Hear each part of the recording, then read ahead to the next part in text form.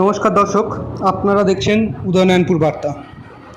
দর্শক, গতকাল আরজি কর কাণ্ডের প্রতিবাদে উদয়নারায়ণপুর বাসস্ট্যান্ড এলাকায় শান্তিপূর্ণ বিক্ষোভে অংশগ্রহণ করেছিল উদয়নারায়ণপুরের বিভিন্ন প্রান্ত থেকে আগত সাধারণ মানুষজন।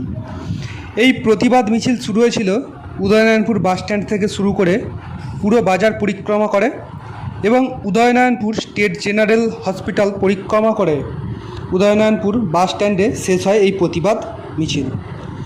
প্রতিবাদ শেষে আরজি কর কাণ্ডের তরুণীর আত্মার শান্তি কামনার্থে নীরবতা পালন করা হয় এবং নীরবতা শেষে উই ওয়ান্ট জাস্টিস এই স্লোগান তোলে একদল মানুষজন।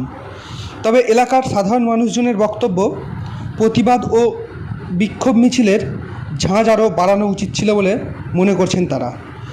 এছাড়াও নাম প্রকাশে অনিচ্ছুক কয়েকজন ব্যক্তি দাবি করেছেন, আগুন মোমবাতিতে নয়, প্রতিটি পরিবারের সমস্ত মানুষজনের বুকে প্রতিবাদের আগুন জ্বালানো দরকার।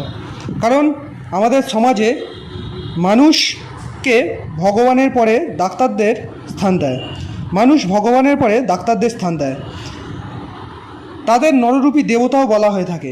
সেই দেবতাদের যদি এই রকম নির্যাতন করে পৈশাচিকভাবে হত্যা করা হয়, তাহলে সাধারণ মানুষের নিরাপত্তা কোথায় আর বিচারই বা কোথায়?